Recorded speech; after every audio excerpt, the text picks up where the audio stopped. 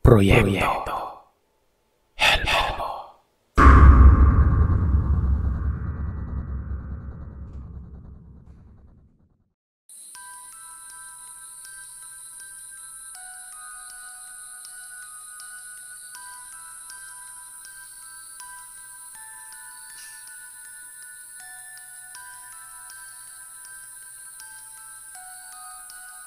Mapagpalang araw sa inyo, Sir Seth. Tawagin niyo na lamang po ako sa pangalang Marky. Isa ako sa mga masugid yung taga-subaybay. Magbabahagi ako ng kwento patungkol sa karanasan ng aking tiyahin na tawagin na lamang natin sa pangalang Natividad. Hindi ko na po naabutan itong tita ko dahil bago pa man ako ipinanganak, wala na ito sa mundo. Ang dahilan, nagpakamatay. Pero hindi lamang basta-basta pagpapakamatay ang ginawa nito. Dahil ang pinakadahilan umano nito ay barang o kulam. Hindi lamang basta-bastang barang o kulam na katulad ng mga nasa kwento nyo. Kung hindi ako nagkakamali, isa itong uri ng kulam na kung tawagin ay palipad hangin. Base sa pagkakaintindi ko. Komplikado pero simulan na natin ang kwento. Noong mga panahon na ito, nasa 15 anyos pa lamang ang aking ina. Samantalang ang atin niyang si Natividad ay nasa mahigit 20 anyos na. May asawa pero wala pa silang anak. Bihira ito sa mag-asawa kasi nga noong mga panahon na yon ay talagang maraming nanganganak o nagkakaroon agad ng pamilya matapos makapag-asawa. Pero ito ay sa kadahilan ng ang asawa ni Natividad na tawagin na lamang natin sa pangalang Col ay madalas nasa bayan at merong magandang trabaho. Buhay pa rin ito magpasa hanggang ngayon pero meron ng pangalawang asawa. Dito sa lugar na ito namin sa probinsya nangyari ang kababalaghan pero noong mga panahon na ito, maliit lamang talaga ang komunidad ng aming barangay. Na ultimong ang pagkukuha pa ng tubig umano, kasya na ang 2 balon na sasalukan sa isang barangay nun. Mabait naman umano ang ati Natividad ng aking ina sa aspeto na hindi ito maramot. Maganda-ganda kasi ang kitaan sa bayan kaya kapag sumasahod itong asawa niya, dinadala pa daw nila sila nanay sa mga kainan sa mga perya o kung ano. Naglalaan o nagtatabi talaga ito ng pera para sa mga kapatid niya. Yun nga lang talaga, madalas ay may pagkasobra ito magkwento. Chismosa pa. Isa sa mga halimbawa na ito, Sir Seth, ay kapag sumasama minsan si nanay sa kanya kapag napunta sila sa bayan. Kapag may nakilala itong kachismisan o kung ano. Sobra-sobra naman sa detalye niya ang pagkikwento niya. Na minsan ngang nagpunta sila sa bayan, nakita umano ni Natividad ang kanyang kaibigan na may asawa ding nakakaluwag-luwag sa buhay. Nagkamustahan lamang sila.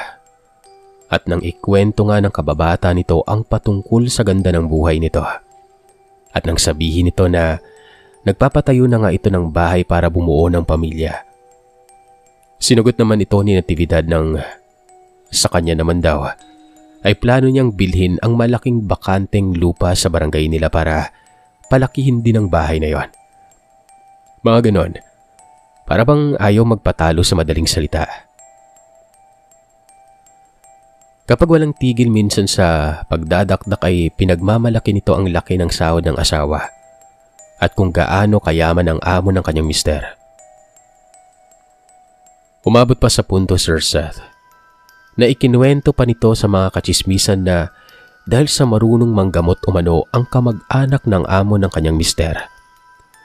Pati sila ng kanyang mister ay tinuruan at kasalukuyan nilang pinag-aaralan ang mga ito noong mga panahon na yon. Sabi pa nito sa mga kabarangay, hindi na daw siya natatakot na maglakad sa gabi o kung saan dahil kayang-kaya niyang proteksyon ng kanyang sarili. Napapailing na lamang si nanay at ang mga kapatid nila noon, kasama na ang kanilang mga magulang.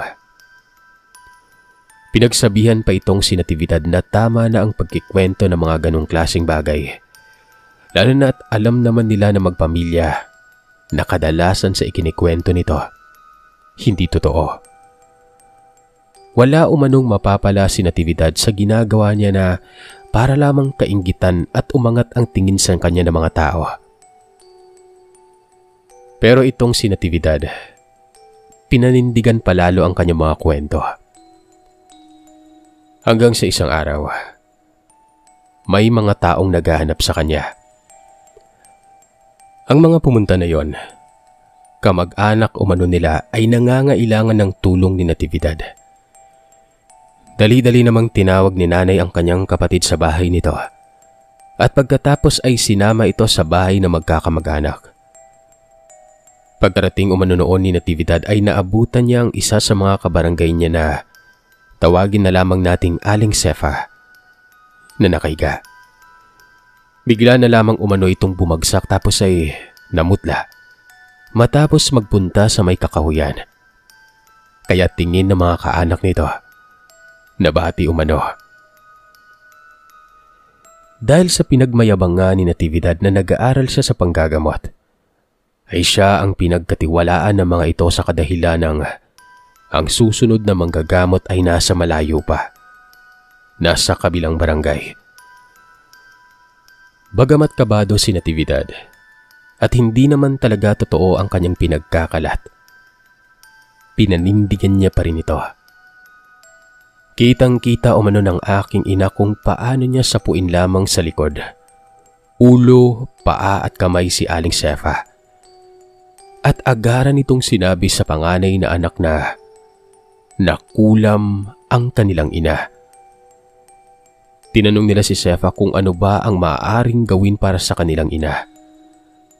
Ayon kay nanay, kung siya ang tatanungin ay dapat sinabi na lamang ni Natividad na hindi niya kaya ang mangkukulam at kailangan nilang magpatawag ng manggagamot. Pero imbis na tawagin yon o gawin yon, ay talagang pinanindigan pa ng kapatid niya ang sinabi nito. Kumuha ito ng langis. Normal na langis lang sa bahay nito tapos ay kuno ay hinilot-hilot ang kawawang Aling Sefa. Hanggang sasabihin nito na ayos na ang matanda. Pagpahingahin na lamang umano at sinabi na kapag gumising ay painumin na maligamgam na tubig. Siyang ang tunay, Sir Seth. Dahil noong hapon din na yon ay bigla na lamang nagising si Aling Sefa at pinainom nila ng maligamgam na tubig. Nagpasalamat pa ang pamilya at itong si Natividad ay ubod pa ng galak na ipinagmalaki ang ginawa niya. Pero kinabukasan lamang, Sir Seth, isang kagimbal-gimbal na balita ang kumalat. Namatay si Aling Sefa at nang bumagsak ito, dinala na lamang nila ito sa doktor at hindi na naagapan pa. Ang sanhi umano ng sakit, atake. High blood, atake sa puso at hindi na ito nagising dahil pumutok ang ugat nito sa ulo. Sa madaling salita, kahit pa naghanap ng isang manggagamot ang pamilya ni Aling Sefa, napatunayang hindi kulam ang sakit ng matandang yon. Gayunpaman, pinanindigan ni Natividad na yun lamang ay produkto ng ginawang kulam. At dahil sa nagkagulo at muntik nang mag-away-away sa barangay ay kinuha muna saglit ng kanyang mister si Natividad at inuwi sa kanila sa may San Joaquin sa Iloilo. Pero makalipas lamang ang ilang araw ay umuwi na ito sa kanila sa kadahilan ng dinalaw ito ng anak ni Aling Sefa. Natawagin na lamang nating Josephine. Ang sabi nito ay wala naman umanong kasalanan si Natividad. Sadyang maiksi lamang ang buhay at hindi nila kontrolado ang lahat. Malamang sa malamang, kahit na hindi ito ginamot ko noon ni Natividad ay baka matuluyan pa rin ito. Niyaya niya si Natividad na kumain. saka sila lumabas. Kahit naman daw hindi nila patawarin si Natividad ay hindi pa rin ito mababalik ang buhay ng kanilang ina. Makalipas ang 3 araw na pagbalik ni Natividad sa bahay nila, bigla na lamang itong nag-iba. Nagsimula lamang umano ito nang mula umaga hanggang maghapon ay nakasara ang pintuan at bahay nila. At ayon kay nanay, ang laging dinadaing ni Natividad, natatakot siya sa liwanag. Para itong aswang o anong alagad ng dilim na konting bukas lamang ng bahay kapag umaga. Nagwawala na. Nawawala sa sarili. Hindi makilala ang kausap. Kung hindi ibabato ang mga gamit ay inuuntog-untog nito ang ulo o sinasaktan ng sarili. Hanggang sa matawag na nga itong baliw. Pero ang ipinagtataka nila, kapag naman kinakausap nila ito ng gabi o di kaya ay umaga basta walang nakakapasok na liwanag sa bahay nito, matino namang kausap Sir Seth. Nagmamakaawa itong si Natividad na tulungan siya pero kapag tinatanong naman sa kung paanong paraan, bigla na lamang magbabago ang tono ng pagsasalita nito. Magagalit at palalayasin ang nagtanong na yon. Isa pa sa ipinagtataka nila ay magmula nang magkasakit ito gawa ng wala pang cellphone nun, ay napakaraming aberya para sadyain si Tio Col sa pinagtatrabahuhan nito at ipaalam ang kalagayan ng kanyang asawa. Nariyang kapag babiyahe ang aking lolo o lola, biglang walang masakyan. Yung mga tricycle na nirerenta ay masisiraan, may magkakasakit o kung ano pa. Tapos yun pa ang kauna-unahang pagkakataon na hindi kaagad din nakakauwi si Tio Col. Dapat ay bawat 2 linggo ay nakakauwi ito pero yun daw, palagi na lamang silang nag-e-extend o nag-o-overtime. Nagkasakit pa ito. Sumakit ang ulo niya na hindi siya makabangon buong 2 araw ng off niya. At kung ano pa. Hindi din naman inaaraw-araw subukan nila lolo ang pag-alis sa kadahilan ng may mga hanap buhay din naman sila. Hanggang sa ito na Sir Seth. Isa sa mga kapitbahay nila nanay ay luluwas noon sa bayan.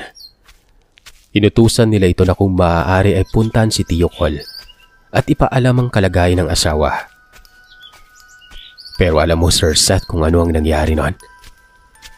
Hindi pa nakarating sa bayan ng taong yon. Naaksidente sila sa tricycle.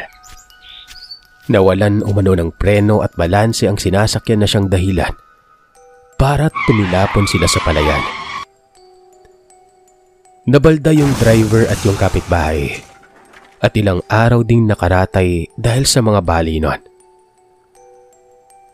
At dito na nga minagsabi sa kanila lolo na baka may problema na kay Natividad. Kinagabihan din noon ng madilim na. Pinuntahan nila lolo at lola si Natividad para kausapin. Pagkarating nila ay agad silang tinulak ng babae. Nagsulat ito at nilagay niya na huwag silang maingay dahil naririnig daw ng kung sino ang may gawa sa kanya ang lahat ng sinasabi nila. Naguguluhan man at nagdadalawang isip kung baka nasisiraan na nga ng ulo itong si Natividad. Sinakyan na lamang nila ito. Nagsulat din sila at tinanong kung ano ang problema. Ayon sa mga sulat ni Natividad, magmula umano nang umuwi siya ay meron ng boses na nagsasalita sa isip niya. Madalas, kinokontrol siya ng boses na ito. Sa papanong paraan? Pagtulog, paggising, maging ang pagkain at ano ang kakainin. Kontrolado umano ng boses ng isang babae. At kapag hindi niya ito sinusunod, ay bigla na lamang manghihigpit ang mga parte ng katawan niya at nagkakapasa. Nananakit maging ang kaloob-looban ng kanyang katawan. Pwede talagang nababaliw, Sir Seth. Pwedeng may mali lamang talaga kay Natividad sa isip pero walang ano-ano. Habang nagsusulat tumano si Lola at hindi pa niya buo ang salitang magtatawag na manggagamot. Bigla na lamang nagsalita si Natividad ng subukan niyong tumawag ng manggagamot. Partida, hindi pa buo ang pagsulat noon ni Lola pero tila ba nababasa na ng kung sino man ang sumasapi kay Natividad. Ito na ang isang pinaka-weirdong pangyayari noon. Bigla na lamang umakyat si Natividad sa lamesa. Walang ano-ano ay hinampas nito ang sarili sa pader sa paraang patalsik. Napahiyaw si Lola. Si Nanay ay biglang tumakbo para tawagin ang mga kapatid. Agad naman ding pumunta si Lolo bago pa tuluyang saktan ni Natividad ang sarili. Inakap ito ni Lolo. Pero ang nakakamangha ay nasasama si Lolo sa paghampas ni Natividad sa pader nun. As in napakalakas umano niya. Dasal ng dasal si Lolo. Sila Nanay ay tumakbo sa isa pa nilang tiyuhin para humingi ng tulong at magpatawag ng albularyo. Dahil sa walang nakamotor sa lugar nila, binisikleta nito papunta sa kabilang barangay. Habang patuloy na nagdadasal si Lolo at sa bawat pagtapos niya ng isang dasal at isang amin ay nagiging normal saglit si Natividad. Humihingi ito ng tulong. Kailangan niya umano ng liwanag. Kailangan niyang makakita ng liwanag. Kabaliktaran sa palagi niyang sinasabi na ayaw niya nito. Napatanong pa si Lolo kung ano ba ang nangyayari sa kanya pero bigla na lamang itong tatawa at kakantsawan si Lolo nun. Sasabihan na napakahambog ng anak niya at nararapat lamang sa kanya ang magdusa. Hanggat kaya pang huminga ni Natividad ay papahirapan niya ito bilang kabayaran sa pagkukunwari niya at pagmamayabang. Dito ay sigurado na si Lolo na hindi lamang ito simpleng kapansanan sa pag-iisip. Alam niyang may nagmamanipula na ng katawan niya. Sa pagkakataon na ito habang naghahantay ng paparating na manggagamot, ay mas lalong niyakap ni Lolo si Natividad habang walang tigil itong nagdadasal ng paulit-ulit. Hanggang sa dumating na nga ang manggagamot at nang itali nila ito gamit ang itim na telang dala ng manggagamot. Saka na lamang ito kumalma. Napakaraming malalalim na kalmot ang nakuha ni Lolo noon sa sarili niyang anak. Manipis na tela lamang ang tinali kay Natividad pero hindi na ito makapagpamiglas pa. Nakipagtitigan lamang ang manggagamot. Pinilit nito si Natividad na titigan siya sa mga mata. At nang magkatinginan nga sila, ang unang sinabi ng manggagamot na ito, dating tagaroon umano sa barangay nila, ang may gawa pero wala na ito doon. Magmula nang namatay ang ina nito. Wala naman silang ibang naisip kundi si Josephine. At dun nga ay napansin nilang magmula ng huling pag-uusap nila ni Natividad, wala na nga ito sa lugar nila. Sabi ng manggagamot, kulam sa pamamagitan ng pagkontrol ng isip at katawan ng biktima ang ginawa ng kung sino man ang responsable dito. May kinuha sa bag niya ang manggagamot na ito. Sariling dalang asin, binalatang bawang at puting kandila. May nilabas ito na hindi nila alam kung perdible o karayom basta maliit lamang yun na panulat. Hinipan niya ito sa noo ni Natividad May isinulat o inukit ito gamit yung panulat na yun sa may kandila. Nagdasal. Humingi ito ng basong transparent. Ibinudbod ang asin at pagkatapos ay doon nilagay ang kandila. Patuloy ang pagdasal niya hanggang sa ilagay ang bawang sa baso. Humarap ito sa may bintana. Sinindihan ng kandila at muling nagdasal. Hinilot nito si Natividad, binulungan, at sinabihan sila na tuwing Biyernes ng alas 6 ng umaga o hapon. Sindihan ito sa loob ng kalahating oras. Hanggang sa tuluyan ng maupos ang kandila at hindi na ito masindihan pa. Binabalik-balikan naman ng manggagamot si Natividad. At paunti-unti kahit na may boses pa rin siyang naririnig ay nagagawa niya na itong hindi sundin. Tinuruan din si Natividad ng manggagamot na mga dapat basahin o dasalin sa tuwing pinipilit siyang utusan ng boses na nasa isip niya noon. Sinubukan nilang hanapin si Josephine para makapagtawaran o makausap pero bigo silang mahanap ang dalagang yon. Kahit sa mga kamag-anak nito, ang tingin nila ay tinatago nila ito kaya naman wala naman sila magagawa pero ang sinisigurado na manggagamot, nasa may malapit lamang ito. Ang buong akala nila nanay ay magiging maayos din si Natividad, lalo na't magmula nang matingnan ito ng manggagamot. Nakauwi na si Tio Col na walang aberya. Pero hindi pala. Pinabalik niya lang si Tio Col sa trabaho noon. Pagkatapos, nung gabi ding yun ng pag-alis ni Tio, nakasama pa nila ni nanay na maghapunan ito pero isang sigaw lamang ang narinig nila sa bahay nito. At nang takbuhin nila, nakabigti na ito at wala ng buhay. Grabe ang hiyaw nila noong mga panahon na yon. Grabe yung pagluluksa. Hindi man lamang natapos ang gamutan. Nang muling tingnan na manggagamot ang katawan ni Natividad, napailing ito. Sinabi niya na nagsangguni pa sa isang mangkukulam o mambabarang ang may gawa nito para tuluyan si Natividad.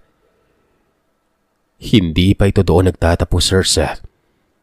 Dahil sa araw mismo ng imbalsamo ng babae, ayon sa mga nag-imbalsamo sa kanya, takang-taka sila at nandidiri dahil habang tinatanggal umano nila ang mga likido nito sa katawan. Pasintabi po sa kumakain ay may mga sumasamang mga pihis umano. Sa mga hindi nakakaalam ng pihis, ito yung mga uod na puti na nagkakaroon sa mga basurahan o di kaya kapag nalangawan ng pagkain, panis o bulok na ulam. Pati noong mga panahon na nilinisan nila ang katawan ni Natividad, ay may mga langaw at mga langgam na lumalabas sa tenga, ilong at bibig nito. Naging usap-usapan ito sa lugar nila dahil sa alam nilang may mali si Natividad. Pinilit pa ring hinanap ng mga kamag-anak ng aking ina si Josephine para kahit papano ay makausap. Pero hanggang sa mga panahong ito, hindi nila ito mahanap. Dala-dala ng aking ina ang karanasan na ito at palagi kaming pinaaalalahanan na kahit saan man kami magpunta at kahit anuman ang maabot namin sa buhay, manatili kaming mapagkumbaba, maging masaya ng hindi kailangang ipagmayabang at itaas.